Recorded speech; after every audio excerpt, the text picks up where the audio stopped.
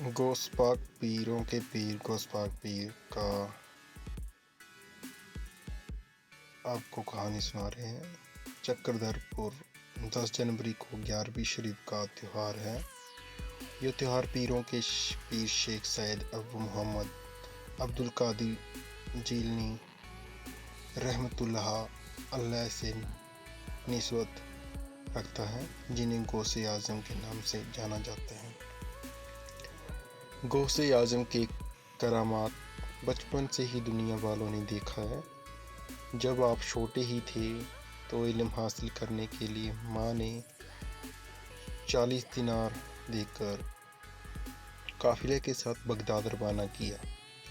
راستے میں 60 ڈاکوؤں نے قافلہ کو روک کر لوٹ پاٹ مچایا۔ ڈاکوؤں نے کسی کو بھی نہیں چھوڑا اور سبوں مال پیسے لوٹ لیے۔ غوث اعظم کو ننھا جان کر کسی نے نہیں چھیڑا۔ چلتے چلتے جب تک ڈاکو نے یہ یوں ہی پوچھ لیا کہ تمہارے پاس کیا ہے، غوث اعظم نے پوری ایمانداری سے کہا، میرے پاس 40 دینار ہے۔ میں مذاق سمجھا اور آگے نکل گیا۔ ایک دوسرے ڈاکو کے ساتھ بھی یہی سب ہوا۔ جب لوٹ کا مال لے کر ڈاکو اپنے سردار کے پاس پہنچے اور ننھے بچے کا ذکر کیا تو سردار نے بچے کو بلا کر ملنا چاہا۔ سردار نے بھی جب وہی باتیں پوچھا تو غوث اعظم نے جواب میں وہی دہرائے کہ میرے پاس 40 دینار ہے۔ تلاشی لی گئی تو 40 دینار نکلے۔ ڈاکوؤں نے جاننا چاہا کہ آپ نے ایسا کیوں کیا۔ غوث اعظم نے فرمایا، سفر میں نکلتے وقت میری ماں نے کہا تھا کہ ہمیشہ ہر سال میں سچ ہی بولنا چاہیے، اس لیے میں دینار گنوانا منظور کرتا ہوں، لیکن ماں کی باتوں کے ورد جانا پسند نہیں کیا۔ غوث اعظم کی باتوں کا اتنا اثر ہوا کہ سردار سمیت سبھی ڈاکوؤں گناہوں سے توبہ کر نیک انسان بن گئے۔ غوث پاک اپنی زندگی میں مصیبتیں جھیل کر ولایت کے مقام تک پہنچے۔ انہیں ولایت میں وہ مقام حاصل ہوا جو کسی انیہ ولی کو نہیں ملا۔ اس لیے غوث اعظم نے فرمایا، میرا یہ قدم اللہ کے ہر ولی کی گردن پر ہے۔ یہ سن کر سنسار کے سبھی ولیوں نے اپنی گردن جھکا لی۔ ملک شام میں پیروں کے پیر کہے جانے والے حضرت محمد بن عمر ابو بکر بن قوام نے بھی غوث اعظم کے اعلان پر اپنی گردن جھکا لی۔ خواجہ غریب نواز سیدنا معین الدین چشتی اجمیری رحمۃ اللہ علیہ ملک کھرامہ کے ایک پہاڑ میں ان دنوں عبادت کیا کرتے تھے۔ جب آپ غوث اعظم کا اعلان سنے تو اپنا سر پوری طرح سے زمین پر جھکا لیا اور عرض کیے، غوث اعظم آپ کا ایک نہیں بلکہ دونوں پیر میرے سر اور آنکھوں پر ہے۔ غوث اعظم پہرے جگار، عبادت گزار، پاکیزہ پاک اور اللہ والوں کے امام ہیں۔ آپ کے حکم پر عام انسان ہی نہیں بلکہ سبھی بھی عمل کرتے ہیں۔ اللہ نے غوث اعظم کو وہ بلند مقام عطا فرمایا کہ وہ اپنی نظر ولایت سے وہ سب کچھ دیکھ لیتے جہاں تک کسی عام انسان کی نظر، عقل و سوچ بھی نہیں جاتی۔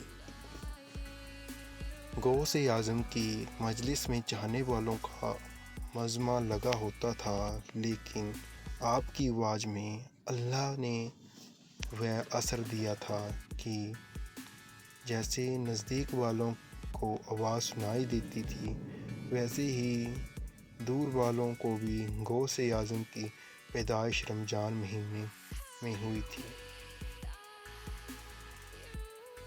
جنم کے ساتھ ہی آپ سحری سے افطار تک ماں کا دودھ نہیں پیتے۔ جس طرح روزے دار روزہ رکھتا ہے، اسی طرح اپنا آپ ماں کا دودھ کیول سحری و افطار کے وقت پیتے تھے۔ جب 10 سال کے ہوئے تو مدرسہ میں پڑھائی کرنے جایا کرتے تھے، تو فرشتے آتے اور آپ کے لیے مدرسہ میں بیٹھنے کی جگہ بناتے تھے۔ فرشتے دوسرے بچوں سے کہتے تھے، اللہ کے ولی کے لیے بیٹھنے کی جگہ دو۔ آپ کا لقب معین الدین ہے، جس کا ارتھ مذہب کو زندہ کرنے والا ہے۔ آپ مذہب کو تبلیغ کرنے کے لیے بغداد گئے۔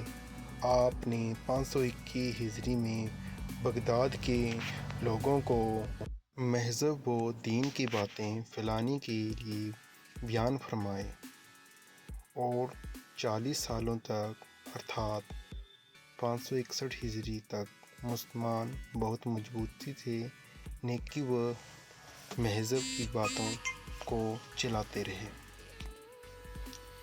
آپ کی مجلس میں لوگوں کی بھیڑ امڑتی۔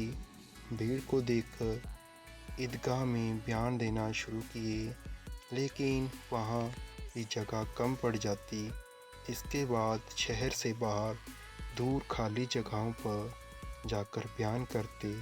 اس زمانے میں مجلس میں 70 ہزار لوگوں کی بھیڑ امڑ جاتی